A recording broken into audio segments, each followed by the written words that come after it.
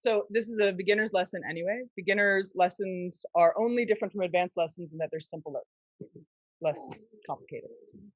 Okay, so some people in the peanut gallery might argue with that, but that's what I'm going to throw out there.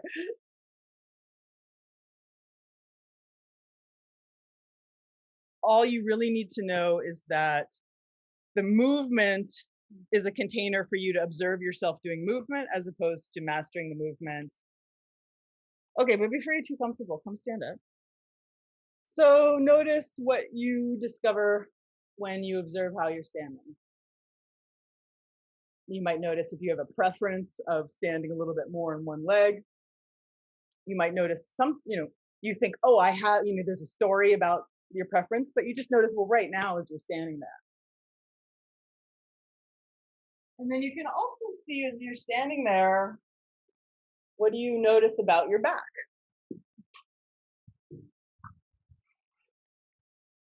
Is there a certain part of your back that feels a little clearer in your sensing than another part of your back? And if you were to draw a line from the back of one of your heels up the back of your leg to the back of your hip, could you continue to draw a line that goes from the back of your hip over to your spine and up your spine to the top of your head?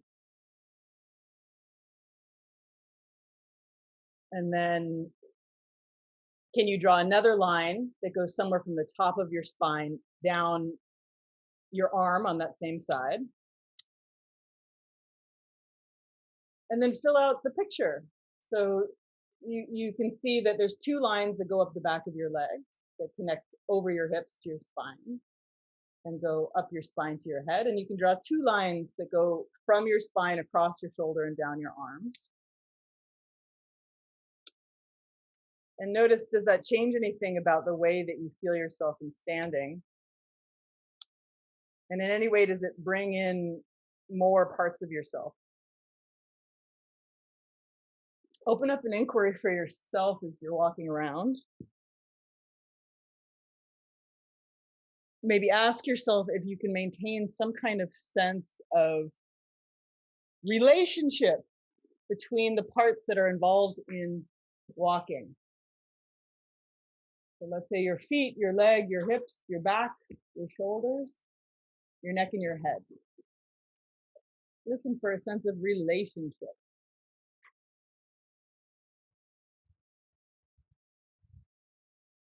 Okay, and then file away whatever information you gathered and come lay down on your back.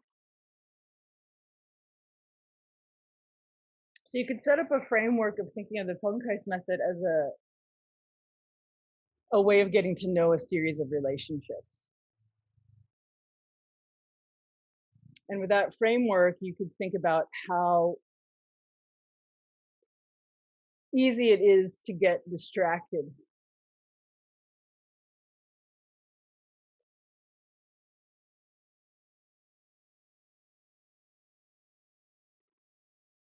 And if you think about it, if you wanted to zoom out of any system, concept of a system of a colony of bees or ants, a system of traffic, a system of politics, a system of thinking or counseling. As you zoom out, in order to do that effectively, you have to make sure that you're not too attached to any particular part. So an integral piece about clarifying relationship is to make sure that you aren't oriented toward a certain bias. So this is particularly complicated when it comes to the body, because you've been living in this machine for a long time. You've been using it in a particular way. And your sense of normal becomes oriented around your habitual movement and posture patterns.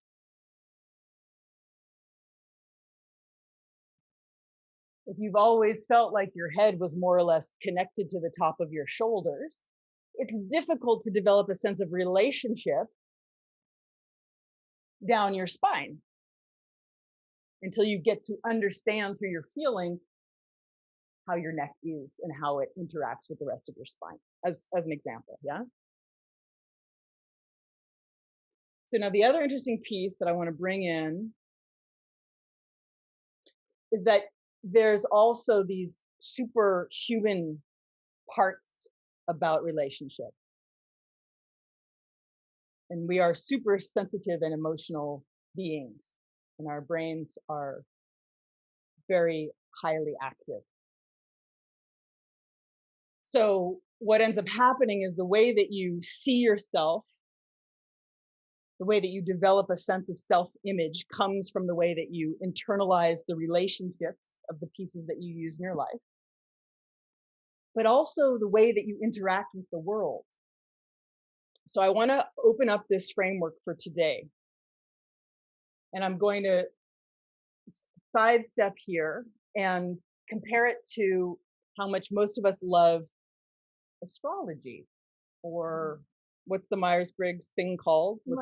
Myers-Briggs, or other systems, right?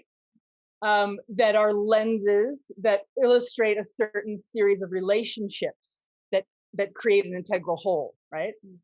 So now if we look at that in like a psychosocial way, consider this. I'm going to super simplify here, right? Just like astrology can be super simplified, and you can shade in your elements of shading as you see fit. But let's distill it down to the way that you right now are experiencing your own chest.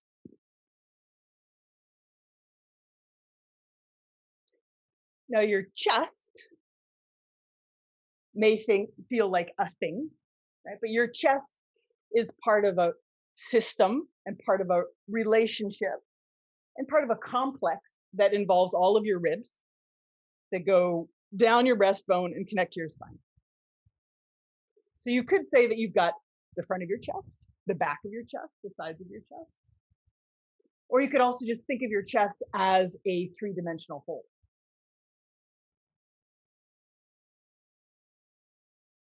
Now let's suppose that as you are sensing your chest, there's two categories. There is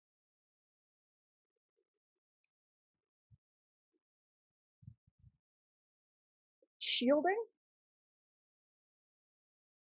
or armoring. Now don't get lost in the words, right? But see if you can start to layer on the idea that there's a certain way that you could feel and use your chest that is either pressing yourself through the world with layers and layers of armor. Chest first, layers of armor, come and get me, I'm ready for you. And that is expressed in your chest, your ribs, that complex. Or there is shielding. So I need to be way far away from the world. I'm going to keep myself away from my shield. I'm going to keep the world as far away from my chest as I can.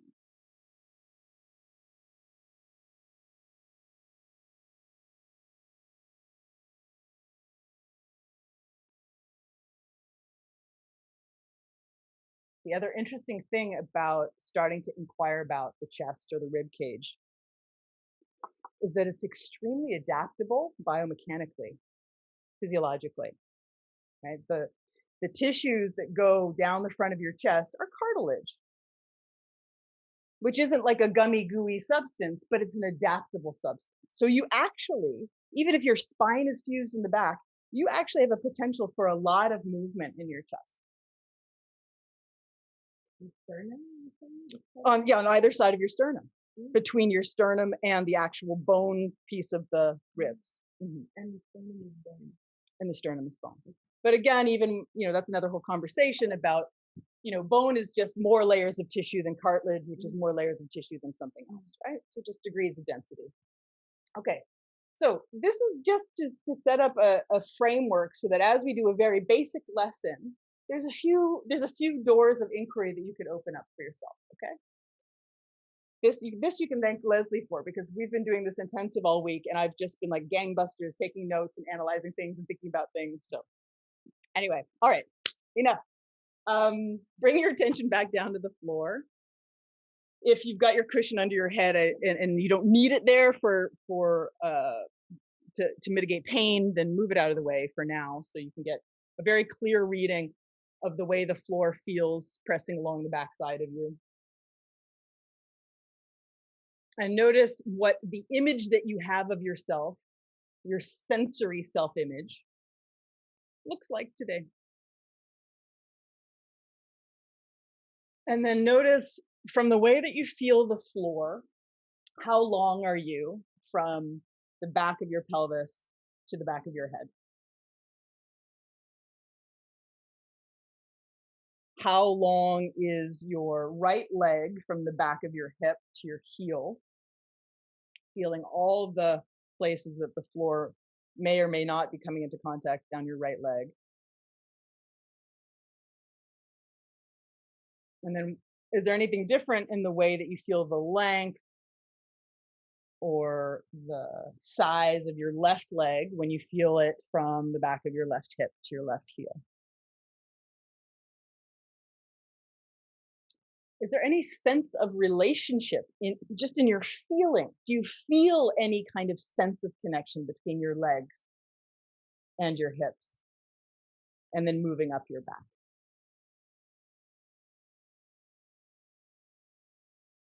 And then bring your attention to your two shoulders and see if you can spend a little time here and clarify a little bit more what's different in the weight or the position of one shoulder blade versus the other.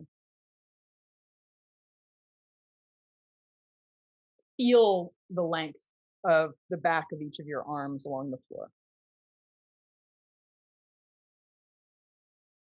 Can you recognize any parts of yourself that are remaining contracted even though you're in a resting position?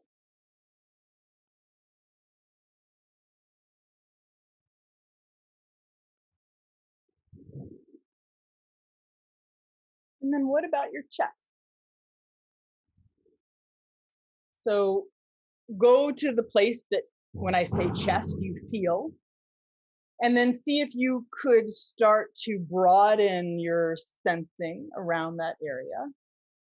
And see if you can start to get some sense of the length of your breastbone or your chest bone, your sternum, that goes from the base of your throat down to the top of your abdomen,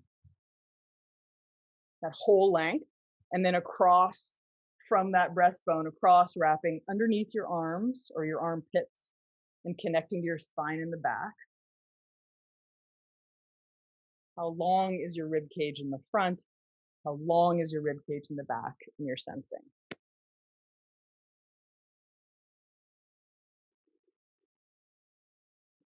And then notice for yourself, in terms of a sense of relationship, when you think of the front and the back of you, does that include the sides of you?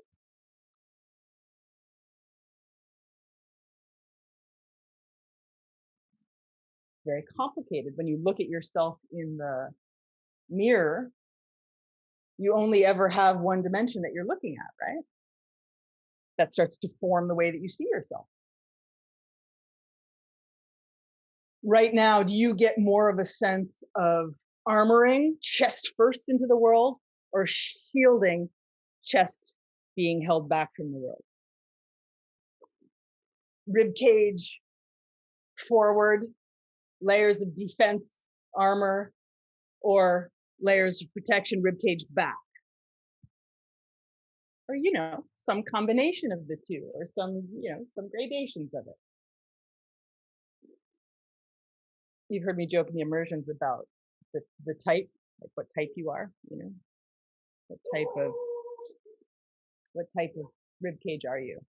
It's a fascinating topic at parties. People love this stuff.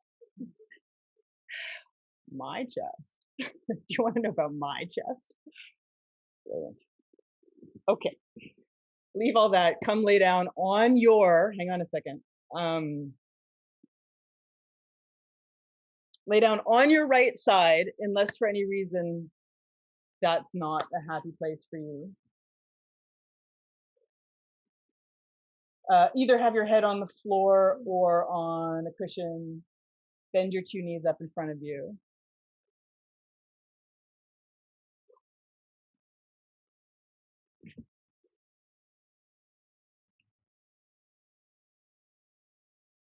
Now, the cushioning under your head is a platform. It's actually a way of bringing the floor up to you. So make sure that it's not there to be like snuggly bedtime cushion feeling, but more the floor is a little bit far away from me. It's not so awesome for my neck, so I'm going to bring the floor up to me a little bit. And then see what's it like for you to be laying on your side. What's the kind of contact that you're making with the floor on this side?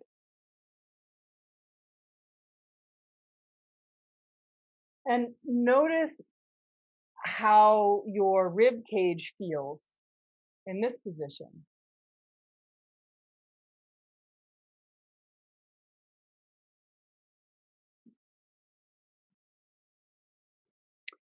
Can you get a sense of the shape that your spine is making? The curvature of your spine relative to the floor.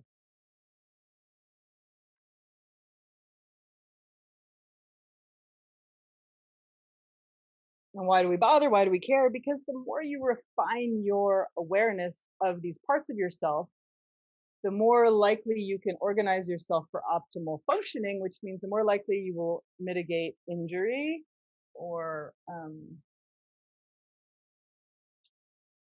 sort of precarious interaction with your environment. Now, of course, your rib cage would be nothing without your respiration. So what do you notice about your breathing when you're in this position?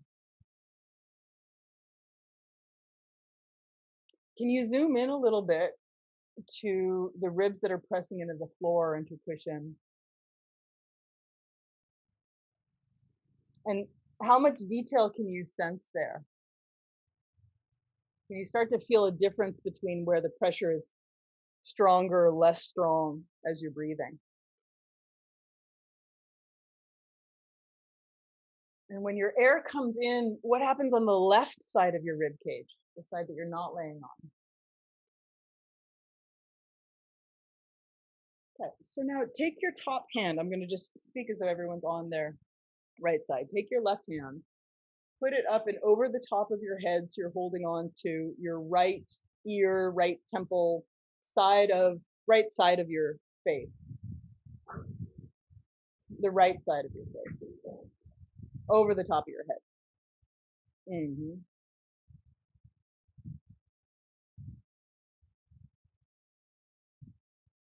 And then do a very gentle movement of using your hand and your arm to lift your head a little bit up away from the floor and then bring it back down.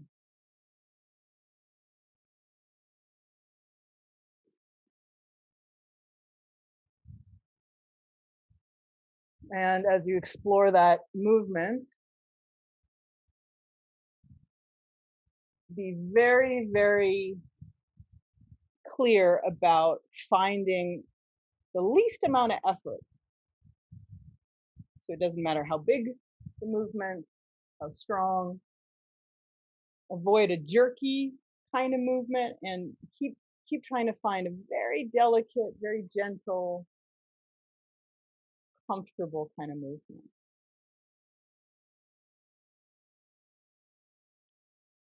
Notice the speed that you're going at. Why are you going at that speed? What do you learn from the speed that you're going at? What kind of information can you gather at that speed? Okay, and then pause a moment, rest your top arm, rest your head. Remember, don't wait until you're feeling pain to stop doing a movement. None of these movements should be uncomfortable. So if anything's uncomfortable, You can do it very, very small, or you actually can do it in your imagination, and that's just as fruitful as actually doing the movement. Yeah?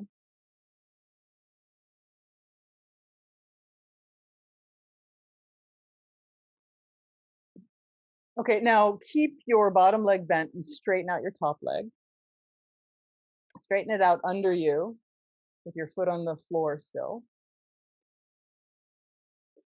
And so you could imagine perhaps that if you were standing on your left foot, you wouldn't be standing in some sort of awkward position, right? More or less, your left leg is as though you were standing. It has a relationship to the rest of your body. Now this is an interesting inquiry, right? Because when you start to think of where your left leg is relative to your body, you might also start to notice where your head is relative to the rest of your body. And if you were standing up, can you imagine yourself standing right now on your left leg? Where would your head be relative to your back and to your hips and to your left leg? So be as neutral as you can. And then for now, you can keep your left hand standing in front of you. And see if you can find the most gentle way of lifting your left leg away from the floor and bringing it back. So make it an inquiry and try it in different ways until you find the pathway of least resistance. Notice if it's easier for you to lift your heel first to lift your leg, if it's easier to lift your toes first to lift your leg.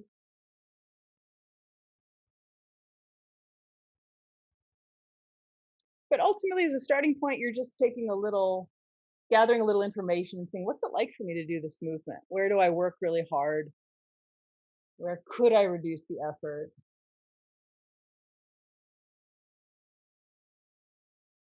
And of course, if you've done this lesson or lessons like this 1,000 times, then it becomes a more refined inquiry of relationship.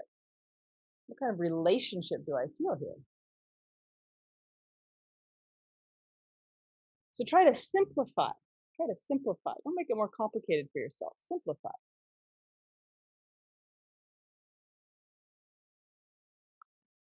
Okay, and then just pause again for a second with your two knees bent. Come back to the way that you sense your rib cage and your breathing on the right side versus your breathing on the left side.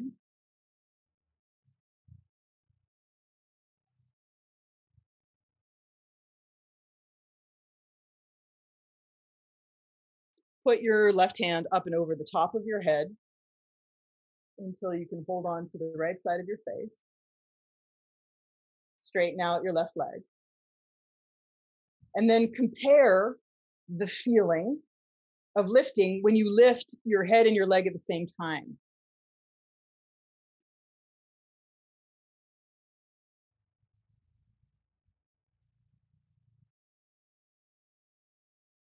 Don't be awesome at it.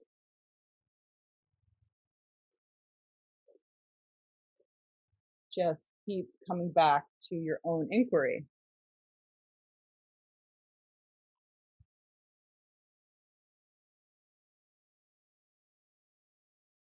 What part of your back is involved with lifting your head and leg?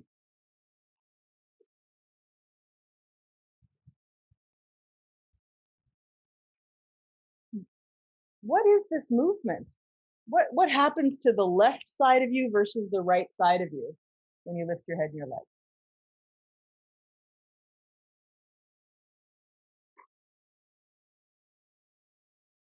Okay, now just pause for a second, but stay in this position. And you all can do a little bit of research on your own. So now compare. Keep your left leg long, but see if you just lift your head, has anything improved or changed in how that is to just lift your head after doing the other variations?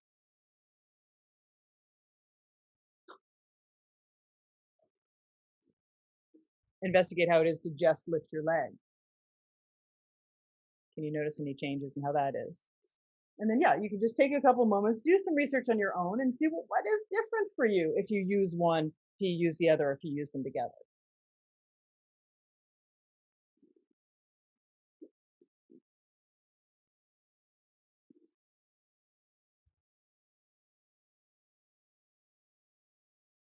Okay, and then let it go. Come on your back, take a rest, and feel your contact with the floor. Move your cushion if you're using one, unless you need it, and see if you can notice any changes in how one side of you is making contact with the floor.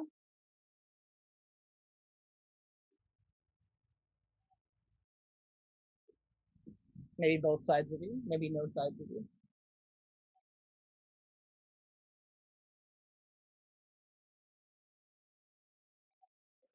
Now, look, I know, of course, when I point out all these details, it is fertile soil for a deep analysis, a deep cognitive process, right? So I will minimize the analysis breeding ground now. So try to keep in mind that the learning happens from your sensing, not from the math, not from the analysis that you do with your mind.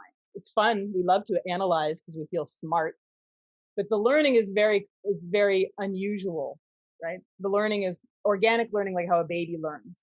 A baby doesn't analyze when their leg or their arm is lifting. They feel what it's like to change their pressure on the floor. Yeah? Okay, so come back onto your right side.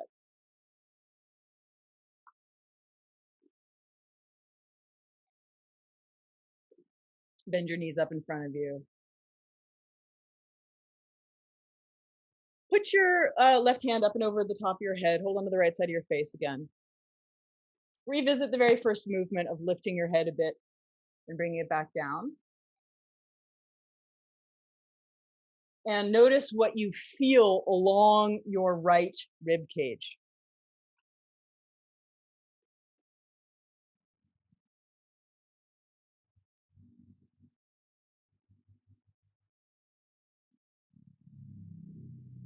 Okay, then pause, but keep your arm here. And what you'll do is lift your head, but you'll lift your head and bring it forward, and then come back where you were, and then bring it back down.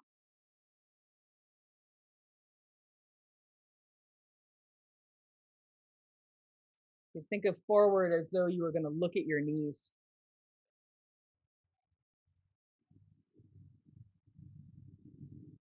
And what changes about the way that you lean on your right side when you bring your head forward and then return it. Which position is more habitual for you? To lift your head in a bent forward position, or to lift your head neutral with your spine? Okay, and then rest with that for a second. You can rest your arm.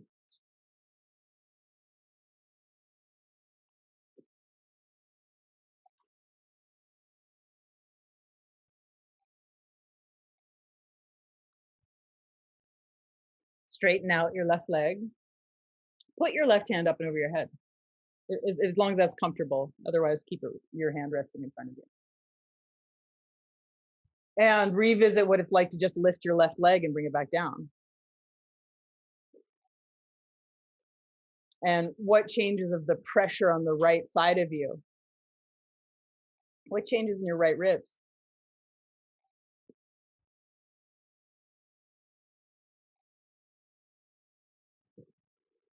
The funny thing about lifting the leg is you might actually find that it's easier to lift it higher than to not lift it as high.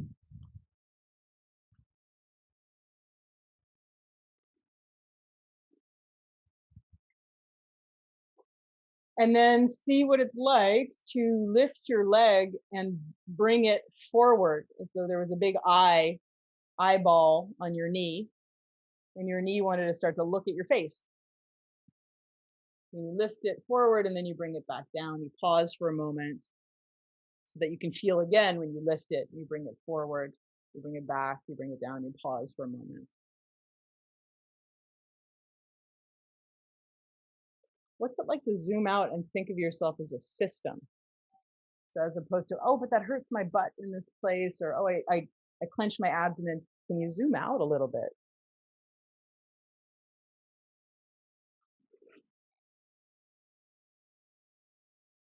Okay, and then just rest for a moment on your side.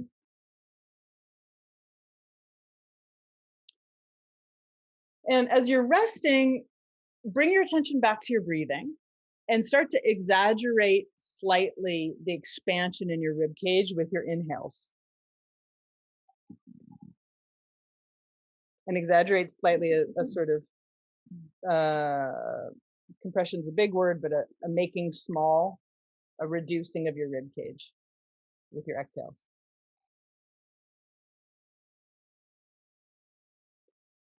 Notice if your abdomen or even the muscles around your front play any sort of role in how comfortably and delicately you can move your rib cage and breathing. And you can play with that by trying to see what feels different if you hold your belly in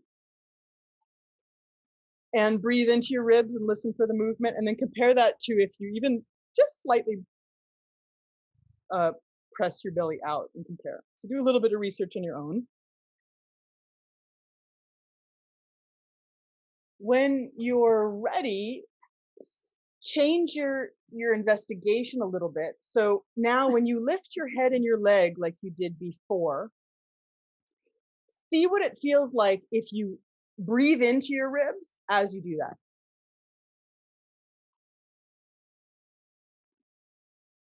Do that a few times and just feel the feeling. Is it a nice feeling? Is it a not so nice feeling? Lift your leg and your head and breathe in, let your ribs expand. What's that like?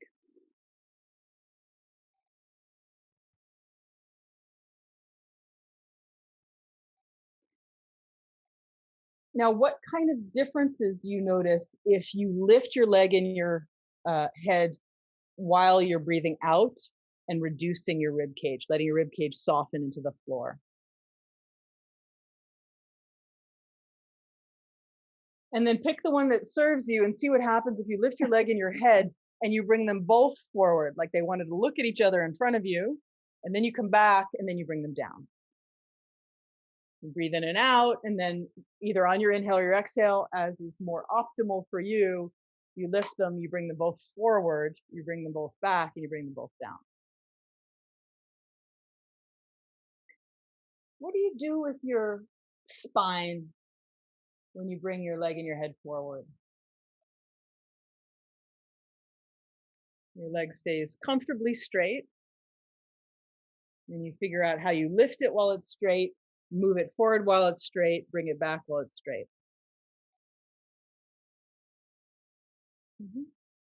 Okay. And then again, leave it either rest on your side or maybe come back and see if there's any little changes in your feeling when you're on your back. Roll your head a bit left and right. We didn't do this at the beginning, but it's a nice time to see what you notice about the quality of turning to the right versus turning to the left. And for just a moment, could you reconnect with the idea of relationship? And as you're rolling your head, can you also feel down your spine, and from your spine, the two branches of your legs, and from your spine, the two branches of your arms, like some kind of stick figure?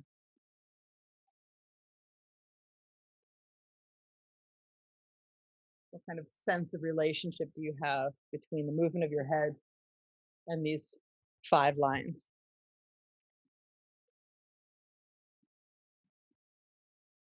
Okay. And then leave it, and again, come onto your right side.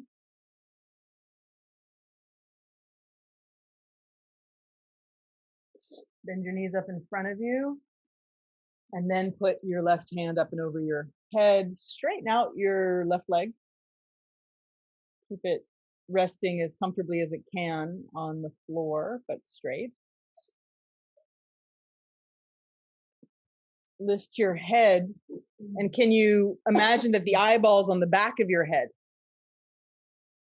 So the back of your head wants to start to look toward the back of your leg.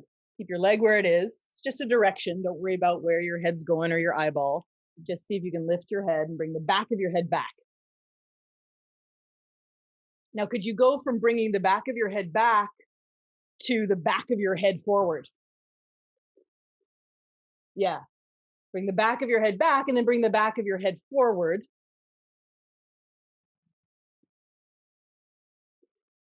And how do you do that? What are you doing? Is it a movement of your neck? Is it a movement of your back? Do you have one area that is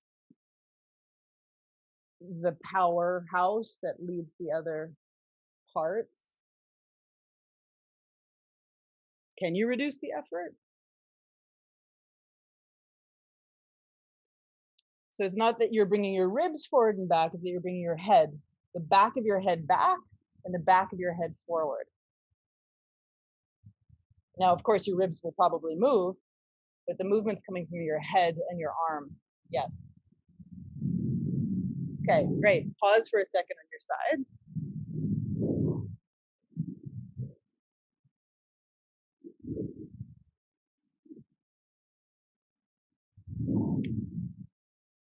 Either have your hand standing or over your head, and then try it out with your left leg. So very gently and slowly elevate your leg a comfortable amount and start by bringing your leg, let's say the back of your leg back. And just first a few times, just bring it back before you bring it forward. So get clear about how you use your back to bring the back of your leg back. And then return and pause, right? The pause is important so that you can register, that's one thing and this is another thing.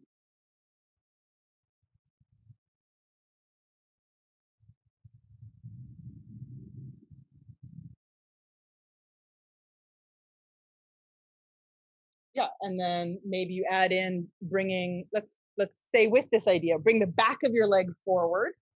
Keep your leg straight, of course. Bring the back of your leg back. And what do you notice about the way that the right side of you is resting on the floor?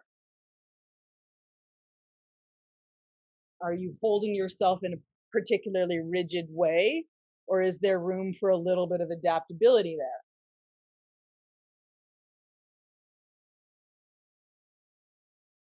You got to balance, right? So what are you doing to balance? Are you clenching in your abdomen? Are you pressing in your shoulder or holding your teeth together? You don't have far to fall if you fall.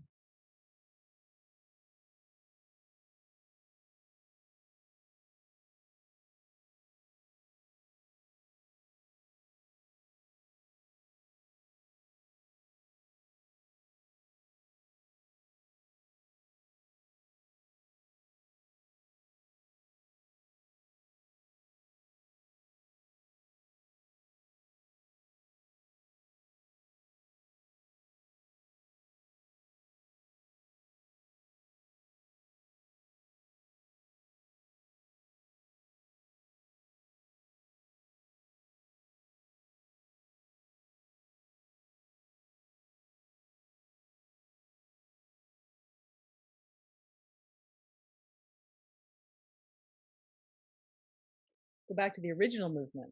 Put your hand over your head. Keep your legs bent in front of you as they are. Retest what's it like to just lift your head away from the floor, away from the cushion and come back. Is that developing in any way? What do you feel going along the two sides of you?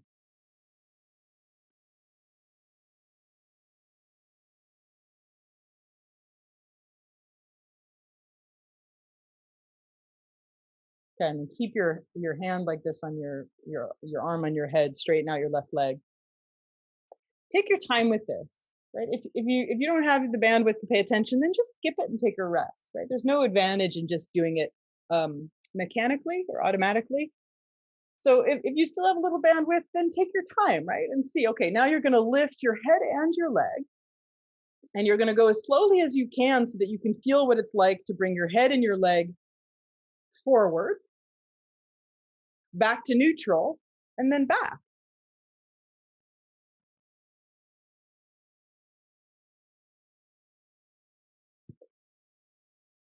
Maybe you stay with the framework of the back of your head and the back of your leg. So bring the back of your head and the back of your leg forward. Yes. Bring the back of your head and the back of your leg back. Yeah. What happens to the middle part of you when you are negotiating the two far ends of yourself?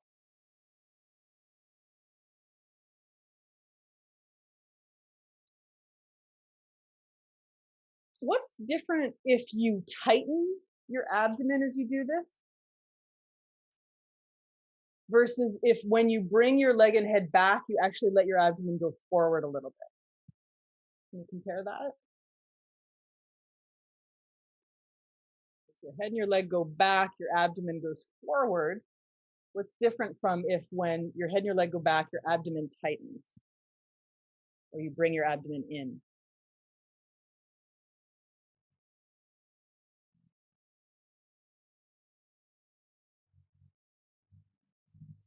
What about when your head and your leg go forward?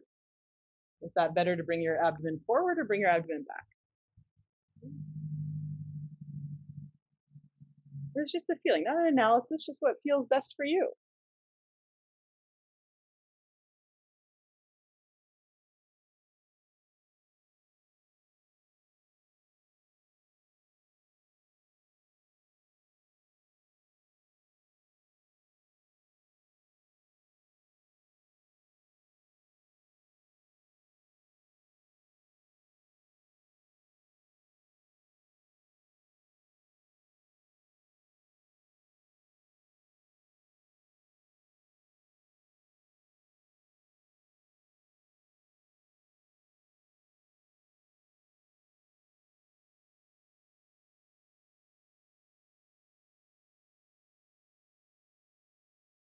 Keep your legs bent, put your left hand over the top of your head.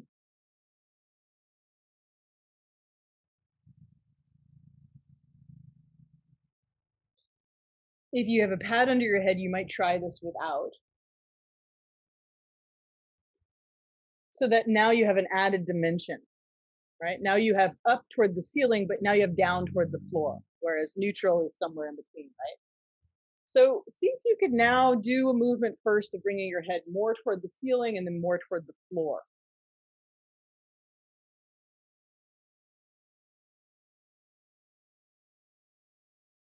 And then see what it feels like to bring your head more forward and then more back. Back of your head forward, back of your head back. Right? So you've got four directions of movement. And then take your time and see what happens if you start to combine the directions so that you have some semblance of a circle. Your head goes up toward the ceiling, it goes forward, it goes down toward the floor, and it goes back. It goes up toward the ceiling, it goes forward, it goes down toward the floor, and it goes back. Don't be awesome at it, just feel what it's like for you.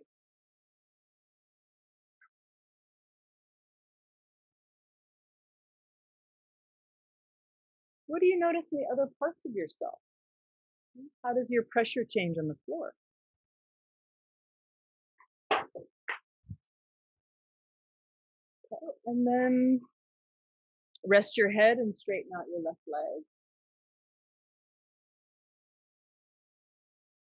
In your imagination first, fully in your imagination, imagine what you feel in your spine and in your chest when you lift your leg. Imagine the feeling. And imagine doing the movement a few times of lifting and lowering your leg.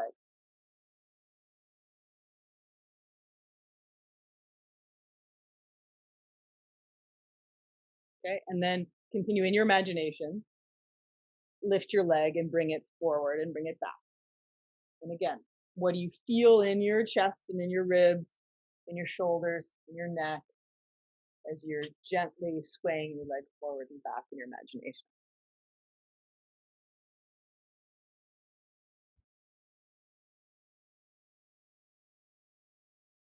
Okay, and then choose either continue the investigation in your imagination or see what happens if you combine those four movements into a sort of square-like triangle or square-like circle.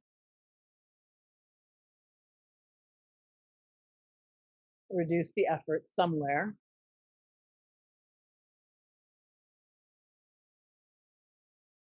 Try your circle the other direction in your imagination or in doing. Pause for a moment, rest your mind or rest your leg.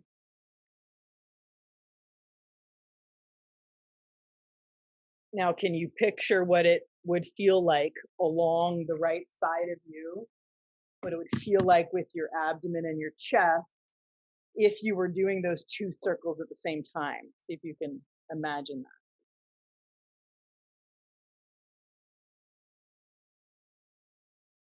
Is it easier for you to imagine doing the circles the same direction or to do two opposite circles?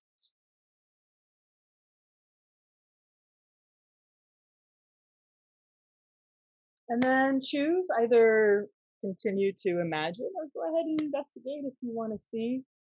Put your left hand over your head, straighten out your left leg, lift both pieces, and try not to speed up in order to make sure that you just do the movement, get it over with. Try to stay with the sense of relationship that goes from the far ends of yourself that connects into the middle of yourself.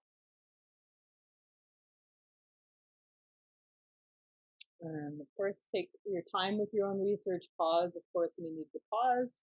Maybe try to confound yourself if you figure something out. Maybe reverse your circles or make opposite circles. Maybe just rest. Just take a few more moments on your own to do some research.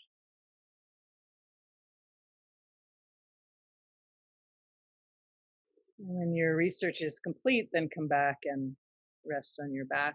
Lengthen out your legs, bring your arms down, and see if there's been any change in your sensory self-image.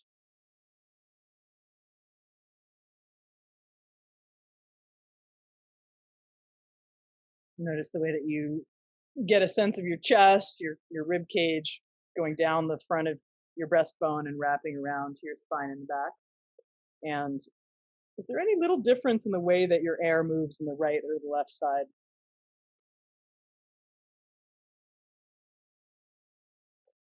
And then when you're done resting, then come back up and stand and walk a bit and see if you notice anything interesting.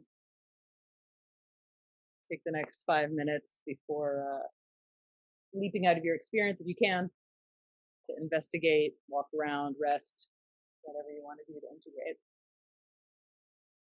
And I'll see you guys soon. Thanks for coming.